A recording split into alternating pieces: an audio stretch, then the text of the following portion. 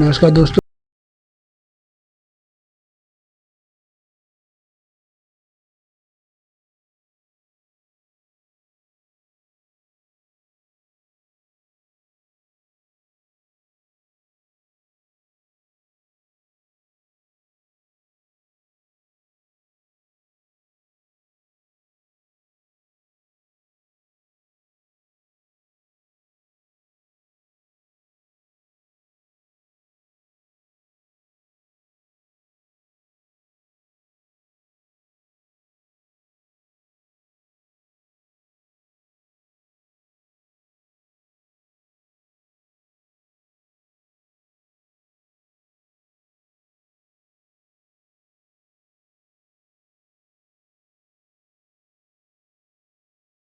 भगत सिंह के बारे में तो वर्ष 28 सितंबर 1907 को इनका जन्म पाकिस्तान के पंजाब प्रांत में, जो अभी भी कुछ हिस्सा हमारा पंजाब का पाकिस्तान, उस जगह पे बंगा गांव में हुआ था।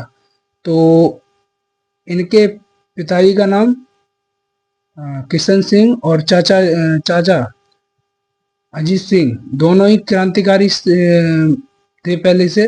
तो उनका प्रभाव इन पर भी पड़ा, भगत सिंह पर।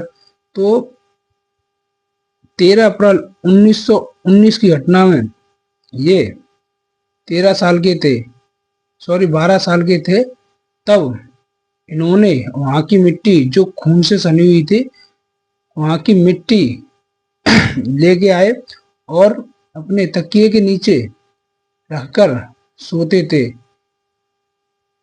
और इनकी क्रांति का, और ऐसा नहीं है कि ये पढ़े लिखे नहीं थे, कि बहुत सारे आज के युवा जो है ना, तो कि पढ़े लिखे नहीं है, तो पढ़े लिखे थे। इन्होंने लाहौर कॉलेज में पढ़ाई की थी। तो वहां पर ही कॉलेज में भी इनके कुछ सदस्य, उनकी दोस्त हुए थे, तो उसमें भी क्रांतिकारी थे, तो वहां भी उनको मिले थे। तो फिर इनका पहला जो क्रांतिकारी स्टार्ट हुआ था, तो इन्होंने सबसे पहले नौजवान वर्ष 1926 में नौजवान सभा की स्थापना की, और जिसमें इनका काम था कि भारत में जितने भी लोग इस ग्रुप से या संगठन से जुड़ना चाहते हैं, वो लोग जुड़ सकते थे। और फिर वर्ष 1928 आता है, तो उसमें 1928 में साइमन कमीशन आता है। तो साइमन कमीशन दिल्ली में आया था। दिल्ली में काले झंडे दिखाए गए थे। तो साइमन कमीशन था कि उसमें गोरे लोग थे, तो नॉन नॉन इंडियन, तो 7 लोगों के सदस्य, 7 लोग थे उसमें। तो उसमें कोई भारतीय नहीं था। तो उसका विरोध दिल्ली में हुआ था और काले झंडे दिखाए गए थे। तो बहुत सारे लोग थे उसमें, भगत सिंह जी भी थे। और मेन रोल की बात करें तो लाला लाजपत राय थे। तो उनकी लाठी लगने से, सिर पर लाठी लगने से उनकी मौत हो गई थी। इसी का बदला लेने के लिए वर्ष 1928 में ही भगत सिंह जी ने सैंडर्स की हत्या कर दी। और फिर 1929 में, ये मैं आपको इनकी 1929 में इन्होंने असेंबली में बम फेंक दिया, क्योंकि लाहौर में वर्ष 1929 में भगत सिंह जी और बटुकेश्वर दत्त जी, इन दोनों लोगों ने असेंबली में बम फेंका, जिसे हम जो अभी का जो संसद भवन है, उससे पहले वाला जो है पुराना, जो अभी संविधान सदन के नाम से भी हम जानते हैं, तो उस समय इन लोगों ने बम फेंका। तो इनका मकसद किसी को मारना या किसी को चोट पहुंचाना नहीं था।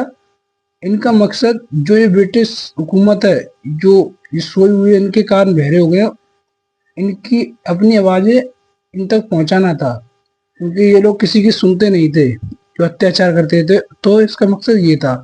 तो वर्ष 1931 की बात करें हम, तो इरविन समझौता हुआ था। इससे पहले 3 गोलमेज सम्मेलन हुए थे, इससे पहले नहीं हुए थे। एक 1930 में हुआ था, 31 में हुआ था और एक 32 में हुआ था।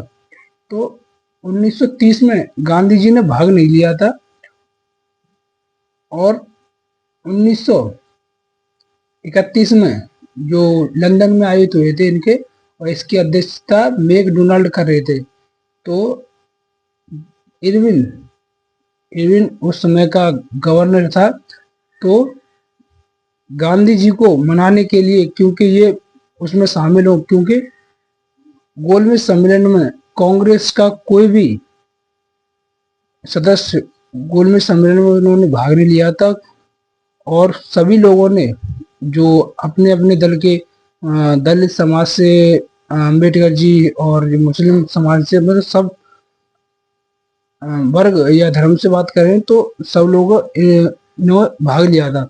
तो वही इनके एंगल की बात करें भगत सिंह को बचाने वाली की, तो 11 सूत्री मांग से भी 11 सूत्री मांग गांधी जी ने रखी इरविन के सामने।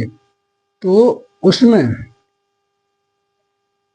ये बोलते हैं कि इन्होंने गांधी जी को गांधी जी ने भगत सिंह को बचाने के लिए उसमें कुछ लिखा नहीं। अगर वो चाहते तो शायद भगत सिंह की फांसी बच सकती थी या टल सकती थी। तो वो नहीं मानते